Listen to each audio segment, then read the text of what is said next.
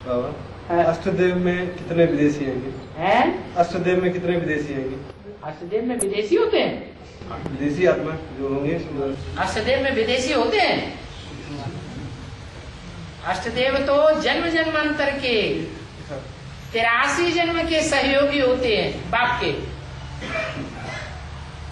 वो तो पक्के सूर्यवंशी हैं, उनमें विदेशी कहां से आ गई? हाँ, माया किसी को छोड़ती नहीं है। क्या माया किसी को नहीं छोड़ती? माना जिसमें बाप प्रवेश करता है उसको भी नहीं छोड़ती है। भक्ति मार्ग में गीत गाती है माताएं, माया नगरिया मार गई रे, ब्रह्मा को मारी, विष्णु को मारी, शंकर की दाढ़ी हिलाई गई रे। मारा नहीं, लेकिन फिर भी दाढ़ी पकड़ के झकझोर के चली गई। इसका मतलब ये हुआ कि एक ही आत्मा अंत में अनिश्चित निश्चय बुद्धि बन करके रहती है। बाकी अष्टदेवों में से जो 7 हैं उनको भी माया मार लेती। मायावी धर्मों में कन्वर्ट हो जाते हैं अंतिम जन्म में। उनके ऊपर भी थोड़ा न थोड़ा माया का लेस चढ़ जाता है।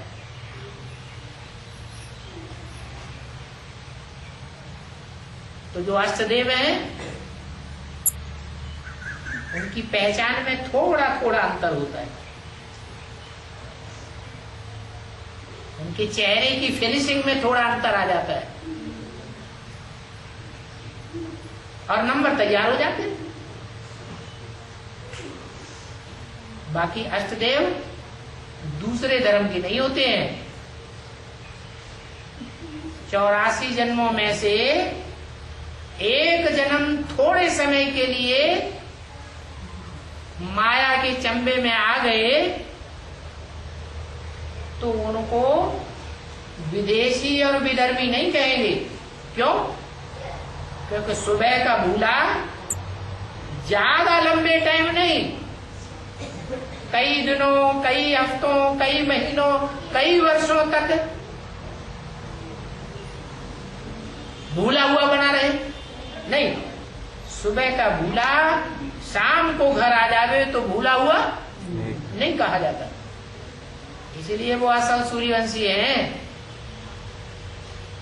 उन 8 के आधार पर ही जो नई दुनिया का फाउंडेशन पड़ता है वो पक्का हो जाता है।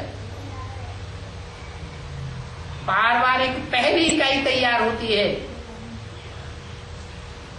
जो नई दुनिया की स्थापना में पहले पहले प्रसिद्ध होती है। फिर धीरे धीरे उनमें 108 जो 12-12 के दूसरे ग्रुप हैं वो ऐड होते जाते हैं। इसलिए अव्यक्तवाणी में बोला हुआ है, एक भी पावरफुल संगठन तैयार होने पर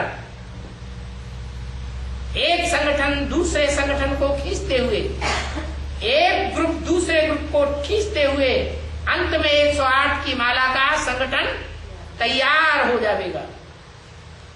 जिनकी एक ही भाषा होगी, 2 भाषाएं नहीं होंगी। एक कुछ बोले, दूसरा कुछ बोले। 108 एक सुर से एक ही बात बोलेंगे, एक ही बात साबित करेंगे, एक का ही ज्ञान काम से सुनेंगे, एक ही बातें दूसरों को सुनावेंगे, एक ही उनकी दृष्टि में बसा हुआ होगा, दूसरा कोई बसा हुआ नहीं होगा। एक ही कुल के होंगे, एक ही राज्य के होंगे, एक ही राजाई को मानने वाले होंगे, कायदे कानून को मानने वाले होंगे।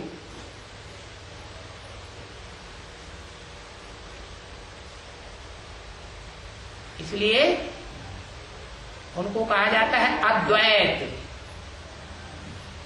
अद्वैत माने देवता, जो दूसरे को नहीं मानते। माने नहीं, द्वैत माने दूसरा।